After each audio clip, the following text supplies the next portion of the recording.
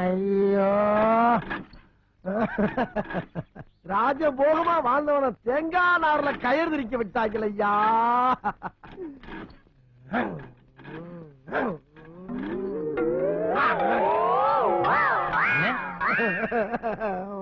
அப்பா வாயா. என்னென்ன திடீர்னு வேலையெல்லாம் செய்றீங்க? என்ன நடந்துச்சு? நடக்க கூடாதா நடந்துச்சுப்பா. நான் பாட்டுக்கு செவனேன்னு சும்மா இருந்தேன். அதுதான் தெரியுமே. எவனோ ஒரு நாதாரி பைய வந்து அன்னை சினிமாவுக்கு உங்களை சும்மா கூட்டி போறேன் வாரீங்களான்னா சும்மாவா அப்படின்னு கூட போனேன். அங்க போனா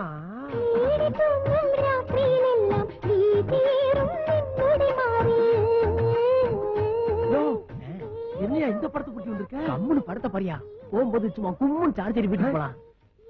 இப்படி ஏறிடுச்சே. ஒன்னே ஒண்ணு என்ன பண்றது?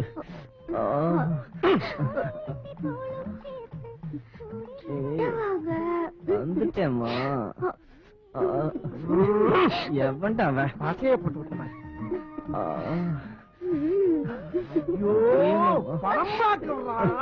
ஏண்டா பின்னால இருந்து ஒரு குரங்கு நோண்டிக்கிட்டே இருக்கு.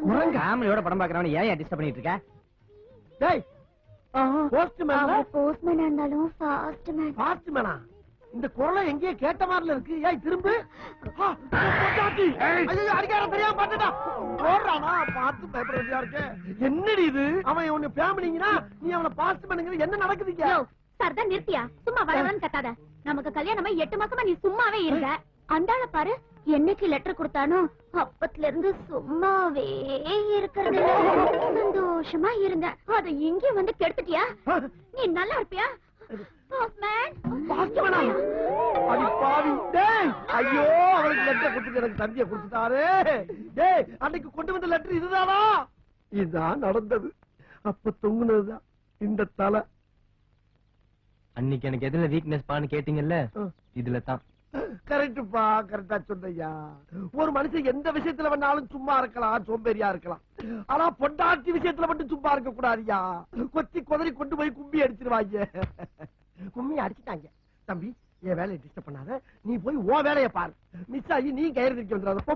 போ வேலையும் செய்ய விட்டுட்டு போயிட்டாலே. பட்டி கருப்பட்டிய வாசமுள்ள ரோசாவா கட்டரும்பு மொச்சுன்னு சொன்னாங்க. மூடிட்டு வேலையை பாடுறா. ரொம்ப ஸ்ட்ரிக்டான கம்பெனியா இருக்குமோ? வேலைக்கு வந்தா அப்படித்தான் மிரட்டு வாங்க போல் இருக்கு.